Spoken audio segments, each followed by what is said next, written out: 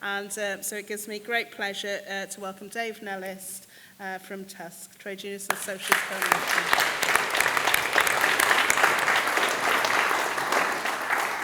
Thanks so much, comrades, sisters, brothers, comrades and friends. Thanks for the opportunity for TUSC to contribute to this conference today. My dad wasn't a toolmaker, but he was for 43 years a fitter at Skinning Grove Iron and Steel Works, as was my uncle, as was my male cousins. My mum and my granddad worked in the offices and my godmother worked in the labs. And we were 5 miles down the coast from Redcar. So some understanding of what happens when a major employer sheds large number of jobs in a former mining and steel making area where I come from. So solidarity to Jason and to his comrades here today. We're facing an historic election on the 4th of July, not mainly because of the size of the Labour majority, which is going to be substantial, but because the Tories are toast and we could see the crushing of the oldest capitalist party in the world after that election. It's possible, even probable, the Tories won't survive in their present form. Certainly that's the stated aim of the populist right around Nigel Farage. And that takes us into a new situation. But one with certain historical parallels, which I'll briefly mention later. Obviously, today's conference is about one of the main features of the last 2 years, which has been widespread industrial action. Kaz has mentioned the 1,250 disputes in our union unite, in the public sector, in education, in transport, in health. Increased union activity over that couple of years, increased public support for that industrial activity and for the basic idea of trade unions. The Labour Manifesto, however, describes that period as the worst period in industrial relations since the 1980s. Now, I think it'll be a continuing feature of the period after the general election, as Rob mentioned in his introduction. The junior doctors will finish their 6-day strike action on the 2nd of July, 2 days before the election. And as we've heard from Jason, 4 days after the general election, Unite at Tata will take action as well. In Coventry, it's not actually strike action, but it's internationally significant. We're about to have an historic ballot for union recognition at Amazon. And from Wednesday of this week, GMB stalls and giant TV screens are inside the Amazon warehouse, and every one of the 3,000 employees over the next 10 days has paid time off to go for meetings with individual organisers from the GMB in the run-up to that ballot, which takes place just after the general election, and we'll get the result on the 15th of July. And of course, in the autumn, as we've already had an indication, particularly probably in the public sector, in teaching, there'll be a ballot in the NUU, the civil service pay situation is unresolved.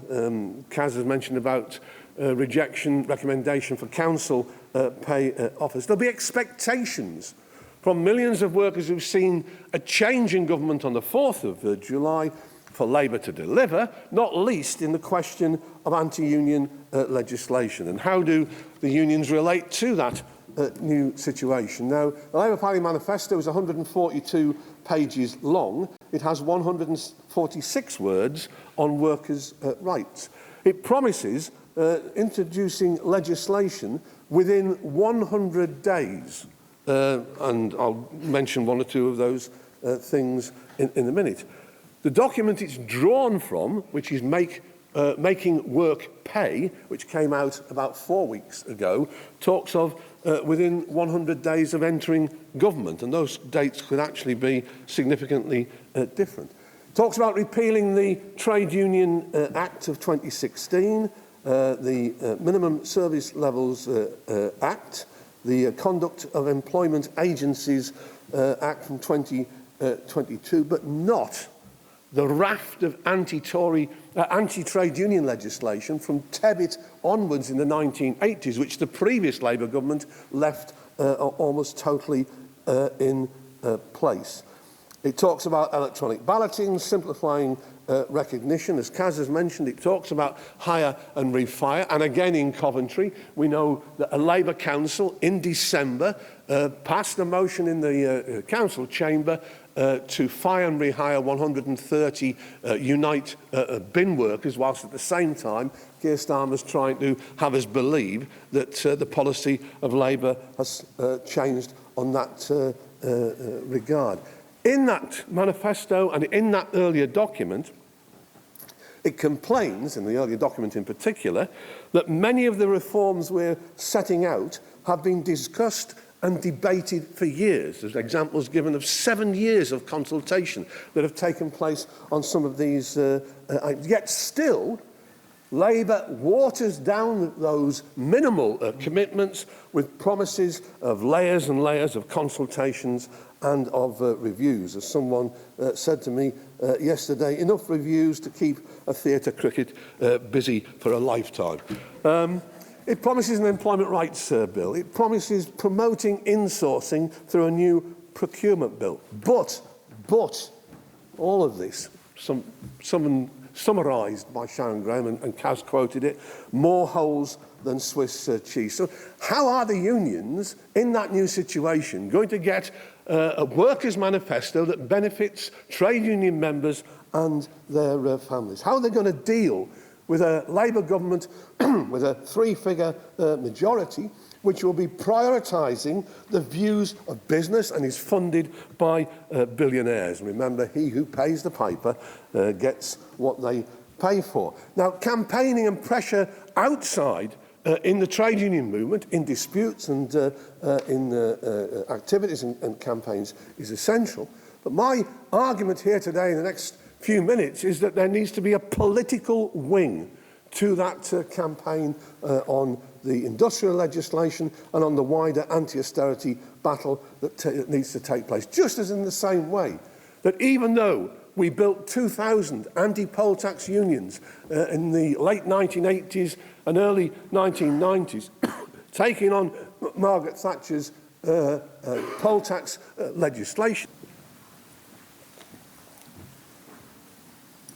That slowed down the delivery a bit, didn't it? We still needed a parliamentary wing inside Parliament, and we were quite a small number of members of Parliament who promised during that campaign not to pay Thatcher's poll tax. And that political wing is still needed again today. It would have been better if we'd already had that political wing before this election took place. That's something that TUSC, the Trade Unionist and Socialist Coalition, has argued for some considerable time.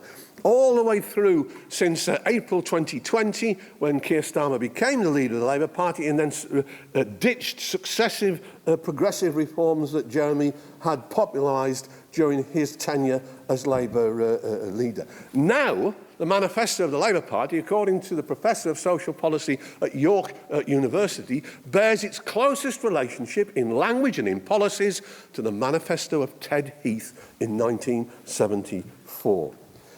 We think the trade unions should have called a conference over the last couple of years to discuss what a workers' agenda should be and then take the necessary steps to establish that political alternative. That's what Bob Crow did when, as leader of the RMT in 2009, here in London, he organised 2 conferences, from memory I think they were in February and in November of 2009, where trade union leaders came together with socialists from within the Labour Party. Jeremy spoke at one, John McDonnell spoke at another, and from socialists outside the party. I also was involved in those discussions. And we need that sort of process again.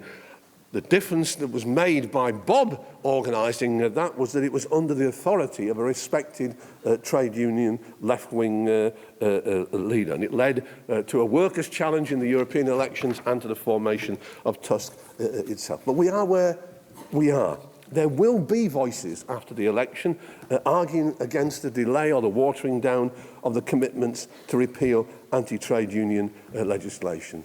Possible, probable, hopeful that Jeremy will get elected in Islington and joined by one or two others, grouped around the peace and justice and the collective initiatives that are taking place at the moment. There will be some left-wing socialists in the socialist campaign group, John MacDonald, Zara Sultana, who will survive and get re-elected. There could be 2, possibly 3 Green MPs in Parliament as well. There could be the nucleus of the opposition to those expected watering down of commitments as the pressure of big business comes on that new Labour government. There could be the beginning of a kernel, of a nucleus of a new Workers' Party in terms of its parliamentary representation. And we've been here before. The Labour movement had to grapple with this at the end of the 19th century, when the Liberal Party and the Tory Party had an overlapping agenda and you couldn't really see the difference between them. And workers had to discuss in their trade unions and in the TUC motions after motion until eventually in February 1900 the Labour Representation Committee was founded. And in the election, the general election of that year, 2 Labour Representation Committee MPs were elected, Keir Hardie in Merthyr Tydfil and Richard Bell in Derby. And it's instructive to look at the way that they worked inside Parliament and trade unions worked outside Parliament.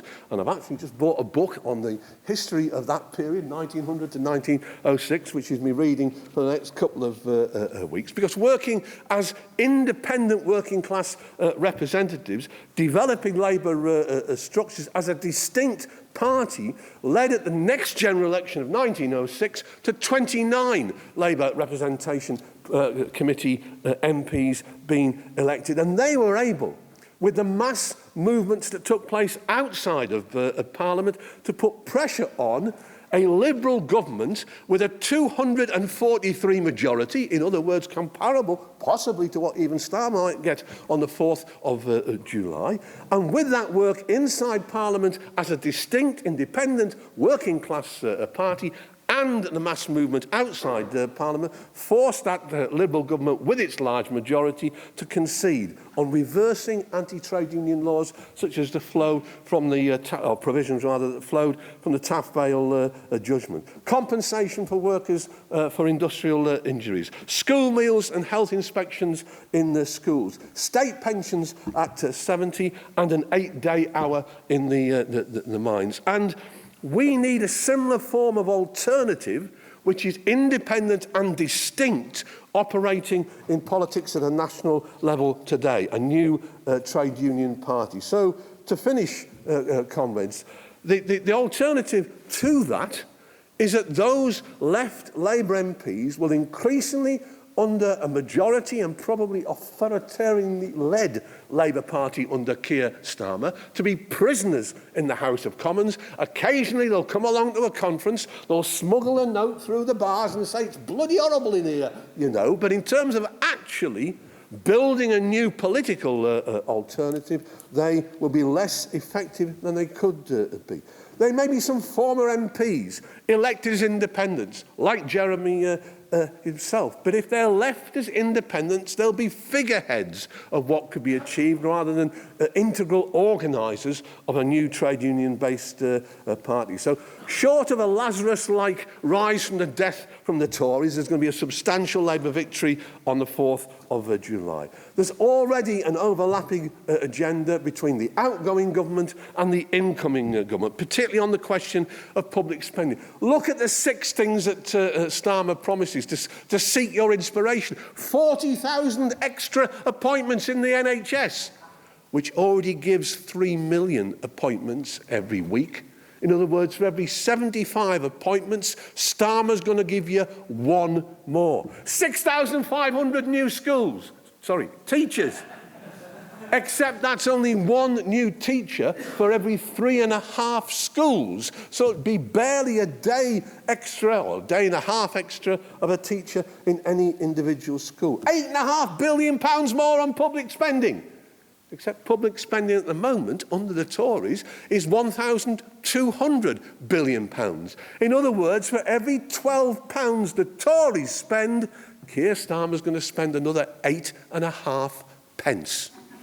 And none of it's going to be in prisons or probation or in councils or in many of the other areas that have been hammered over the last 14 years of austerity. So industrial struggles will continue, as they are doing so at the moment, after the election. They'll be necessary. There'll be victories. But to consolidate those victories, we need a political alternative. And when the next government lets down working people like the last, if there's left a political vacuum, if there's no socialist alternative that is readily available for people to look to, then let's look at Sweden. Let's look at Germany. Let's look at Italy. Let's look at France. Look at the growth of right-wing populism. That could develop at a much higher level here out of the implosion of the Tory party and the growth of reform. July the 4th will be historic.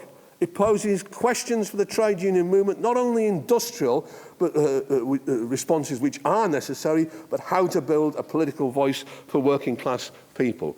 Tusk hopes to play a part in those discussions, not as that new party, but as a model for collaborative working and an advocate for a new working class party armed with socialist policies. Thanks for listening.